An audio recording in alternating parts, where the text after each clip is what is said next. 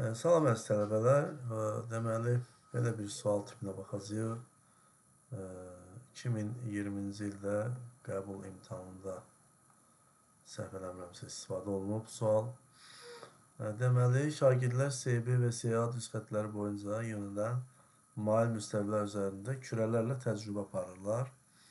SB və SA düz xəttlərinin uyğun olaraq tənlikləri, yəni SB düz xəttinin tənliyi y bərabərdir mənfi 3x plus m. SA düz xəttinin tənliyi isə y bərabərdir 2x plus n şəklindədir. Və sonra qeyd edir ki, C nöqtəsi AB xəttindən 1,8 metr məsafədədir. C nöqtəsi, A nöqtəsi, B nöqtəsi. Diqqət eləsək nöqtələrə. C nöqtəsi y oxu üzərindədir, ordinat oxu üzərindədir. Yəni, ordinat oxu üzərində olan nöqtənin apsisi sıfıra bərabərdir. Yəni, bu nöqtədə, C nöqtəsində x sıfıra bərabərdir. Bu tənliklərin hər hansı birində x-i sıfıra bərabərləsək və yaxud hər ikisində x-i sıfıra bərabər eləyək. Y bərabərdir mənfi 3x plus m. Buradan x-in yerinə 0 qoysaq olacaq mənfi 3 vurulsun 0 plus m. Bu da bərabərdir m-ə. Və deyir ki, bu nöqtə absis oxundan, AB xəttindən, yəni absis oxundan belə deyək, 1,8 metr məsafədəsə, deməli elə bunun absisi 1,8. Daha doğrusu ordinatı 1,8. Niyə? Ona görə ki, yəni başlanğıc nöqtəsindən, 0 nöqtəsindən bura 1,8 metr məsafə varsa, deməli elə burada 1,8 yazısı mövcuddur və bu nöqtədə 1,8 yazısı mövcudsa, deməli bu nöqtənin ordinatı 1,8-dir. Və bu tənlikdən də aldığım mənfi 3 vurulsun 0 üstə yazsın m bərabərdir m. Yəni y bərabərdir m-ə. Y də ordinat olduğuna görə bərabərdir 1,8-ə.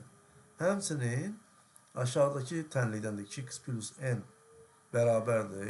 X-in yerinə 0 qoyuruq. 2 vurulsun 0, üstə gəlsin n. Bu da bərabərdir n-ə. Yəni y bərabərdir n-ə. Bu da bərabərdir 1,8-ə. Yəni bu nöqtədə y 1,8-dir. Və nəticədə alınıb ki, m bərabərdir n, o da bərabərdir 1,8. M və n sabitlərdir bunlar. Yəni deməli bu düz xəttində tənliyinə aid belə deyək sabitlərdir.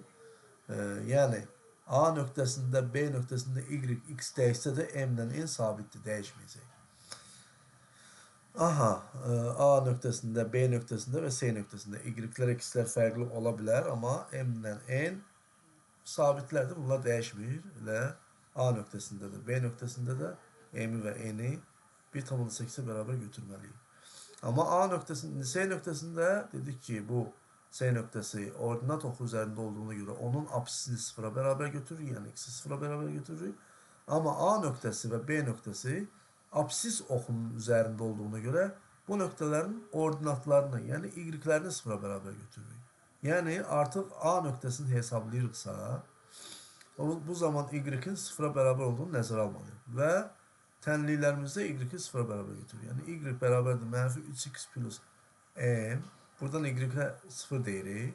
Bərabərdir mənfi 3x üstə gəlsin. M də ki, yuxarıdan tapmışıq ki, 1,8-dir.